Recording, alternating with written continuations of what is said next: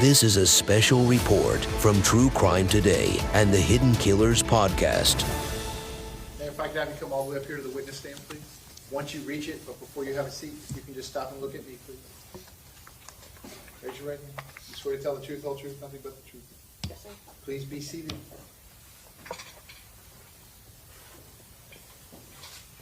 And once you are seated, if I can get you to scoot that chair all the way forward as far as it will go, can you please state your full name and spell your full name? Samantha Oakley, SAMANTHA Mr. Agash, you may inquire. Thank you, Your Honor. Good morning, Ms. Oakley. Good morning. Tell the jurors what you do for a living. I'm a communications operator for the Broward Sheriff's Department. And what does that mean? I receive 911 calls, non-emergency calls, and I also dispatch for the police. Okay. And how long have you been doing that? I start my 6th year July 3rd. Back in 2017, is that when you were hired? Yes, sir. Okay. Were you working on the day of the shooting on February 14, 2018? Yes, sir. Tell the jurors in what capacity you were working. I was assigned to the 8 Alpha radio system, and I was working as a police dispatcher that day. So when we listen to the dispatch recordings of what was said back and forth, is that your voice we're hearing? Yes, sir, for about the first 10 to 15 minutes. So when the shooter was actually in the building, you're the one working the 911 dispatch, correct? Yes, sir. Would you have been receiving any cellular 911 calls that were coming in from students in the building? No, cell phones, when they call 911, it goes directed to Coral Springs. And how are you able to get that information when students call in with real-time intelligence? How do you get that information? They are supposed to transfer the call to our center. And tell the jurors what the transfer means. Transfer is when you advise the Coral Springs dispatcher or call taker that you have an incident in Parkland. They are then supposed to say, please hold for the Broward Sheriff's Office. And then they transfer it over to us where all our call takers take the 911 call and send it off. And why would they have to transfer the calls to you? Why was BSO the one responsible for those calls? A BSO is the one that handles all police for Parkland, the city of Parkland. Not Coral Springs? Not Coral Springs. They only handle the fire rescue side. And this was not a fire rescue exclusive scenario. This is law enforcement. Yes, from my knowledge, if there's a weapon involved, you send the police first in order for the safety for our police officers, our firefighters, our rescue, to make sure that it's safe for our fire rescue team to enter. During the shooting, when there's someone actively shooting in that building, were any of those calls transferred over to you at BSO? Not to my knowledge.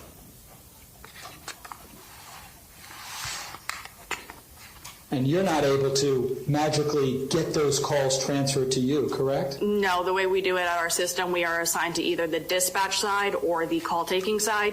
So I would have not known any calls coming in. It would just been what was sent to my center.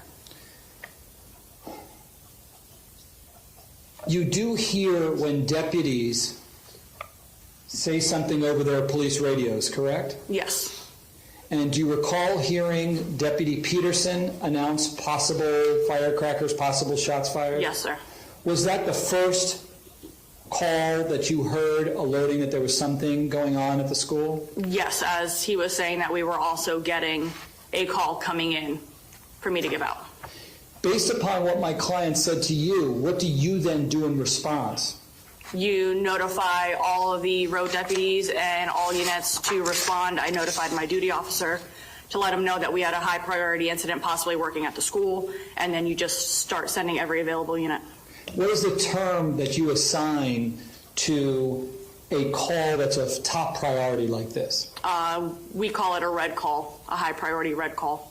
And was it based upon my client's transmission that caused you to label this a red call? Yes. And then how does that then lead to a response that's different than just a regular non-red call? A red call is highest priority. Everybody stops what they're doing and they respond as long as they were not on a previous high priority call as well. Prior to the shooting, had there been any problems with the police radios, especially in Parkland? From the time that I was there, no. I know we did have issues when our SROs would be in certain parts of buildings of schools. Judge, I'm going to object here outside of personal knowledge. Well, I guess it's speculation. The objection's overruled, but I don't want you to guess. If you have personal knowledge, you can answer the question. Go ahead. From my personal knowledge, Your Honor, I know that we've had deputies inside of a school that we have had to raise multiple times due to possibly a medical call at the school to make them aware of it, and we have not been able to get them, and then they would have responded, sorry, I had to walk out of the school, or sorry, I had to get reception because of the reception in the buildings. So this problem with the radio system existed before the shooting occurred, correct? For my 7 months that I was there that I knew of, yes. Okay. And were there issues during the shooting with the radio system, to your knowledge? To my knowledge, yes. Deputies would not hear what I was saying, and also deputies wouldn't be able to hear each other. Tell the jurors what patching the radio is. Patching the radio is we have multiple channels, which each individual city has or groups of cities have. And with that, if a city was working an incident to where another city has to work that's on a separate channel, we are able to patch the channels, meaning I am able to speak to both cities or jurisdictions, and they are able to speak to each other and work simultaneously. So let's say if I'm an officer from BSO and a person is a Coral Springs officer, if the radios are patched, are we now able to hear each other? Yes, that is how it's supposed to work. Can we pass information amongst each other? That is how it's supposed to work, yes. And were the radios ever patched during the time that you were there for 15 minutes during the shooting? During my time, no. Did anyone from BSO, higher up, ever ask you to patch the radios? No. You don't just decide and do it on your own, even if you think that that's what's best, correct? No. It has to be a direct order from the highest person that's there. Sergeant, lieutenant, who's the highest ranking officer there. And if someone had asked you in real time when the shooting's going down, we need you to patch these radios now, were you capable of doing it? Yes. Were you willing to do it? Yes. Were you able to do it? Yes. Tell the jurors how quickly you would have been able to patch those radios if you were asked. Just 3 clicks of a mouse. Literally seconds. Seconds.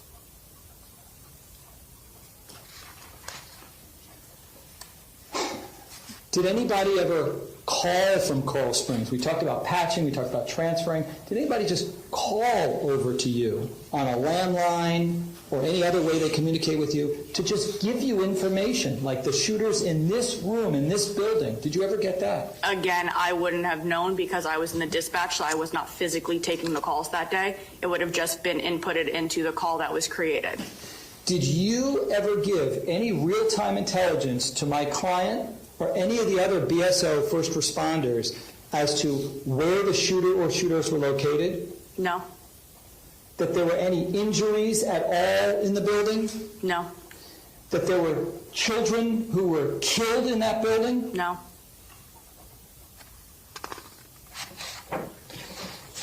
If you had ever been given that information, you would have passed that along to the BSO deputies? Absolutely. Thank you, Ms. Oakland. Okay, cross-examination, go ahead.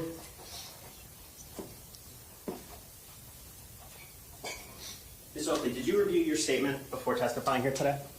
Vaguely, yes. I'm sorry. Vaguely, yes, sir. What do you mean vaguely? I was able to read it and go over my statement from the deposition that I gave. Okay. I didn't memorize it or anything like that, but I did look at points of it, yes. And that deposition was taken on April 26th of 2022? Yes, sir. Now, you were still in training the day that this happened, correct? I was at the end of my training. We have a period called solo, meaning I've passed all of my tests.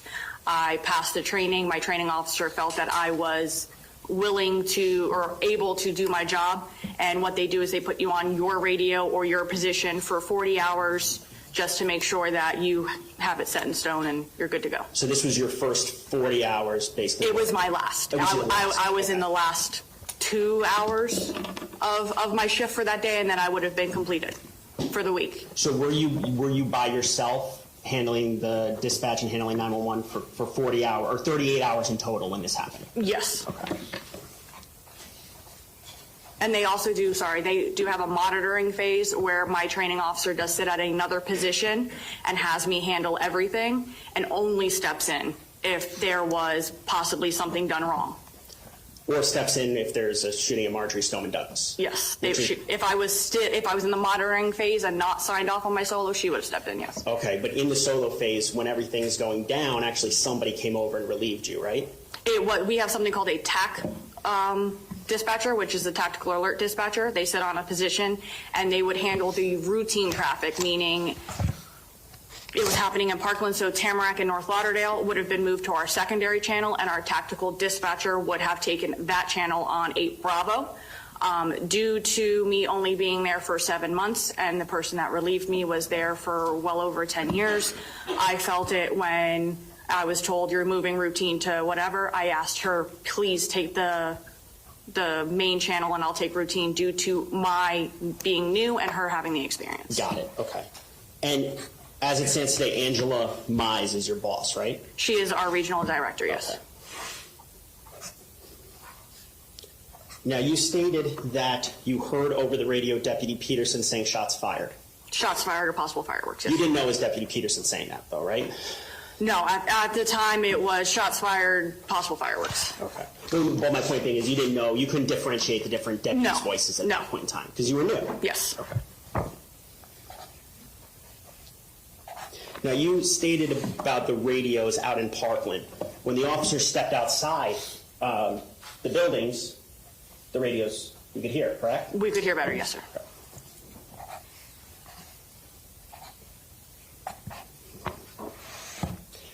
Now, you heard over the dispatch the word 1200 building, correct? Possibly. The dispatch tape would speak for itself on that? Yeah, yes.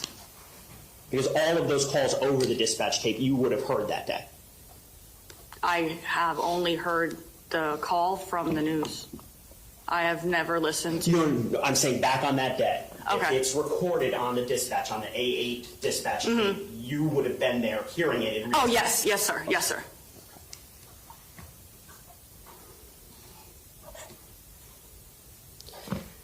Now, the patch order, that can be ordered from the first responding officer too, correct? Yes, so the way it works is the incident command is the first unit on scene.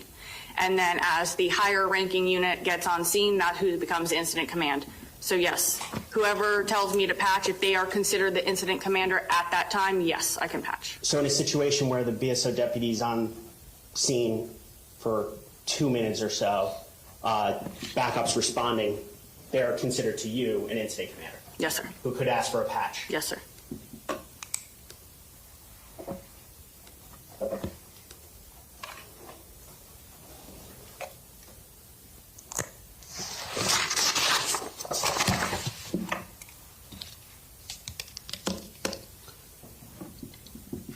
When the defendant keyed up his radio to speak with dispatch, you could hear gunfire in the background, couldn't you? I didn't know what it was. I will say that what we hear is a little bit more muffled than the recording. The recording is crystal clear. Okay. So I couldn't tell what I was fully hearing for the background But noises. did you hear something in the background? I heard noises? something, sir.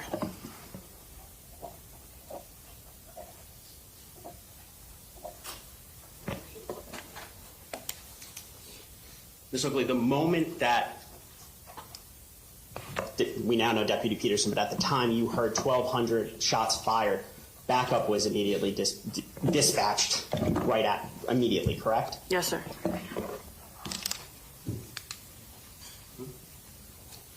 Nothing further, Your Honor. Thank you. Okay, based on that, any redirect? No, Your Honor, I have further questions. Is the witness excused? Yes, sir. You may step down. Thank you Thank you, very sir. much.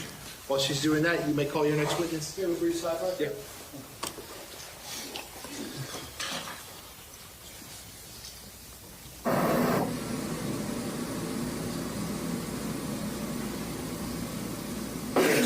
Okay, ladies and gentlemen, I'll give you a quick restroom so we can set up the technology one more time. Same admonition as always, please don't discuss the facts of the case, the evidence, the witnesses, or the testimony amongst yourselves or anyone else till we reach the end of the case. I'll tell you when that is. If you'll just leave those notepads in the chairs and step in the back one moment, I will be right back with you. Thank you.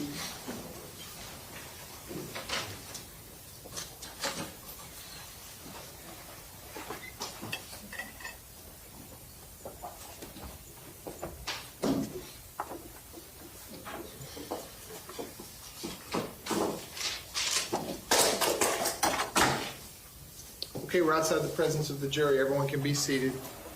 So the next witness is on Zoom, and then what happens after that? We have another witness. Okay, you're going to get that person here. I believe he is here. Okay, but you want to do the Zoom witness first? Yes. Okay. If I can be excused, just to. Yeah, 5-minute restroom break, and then we'll get the Zoom back up.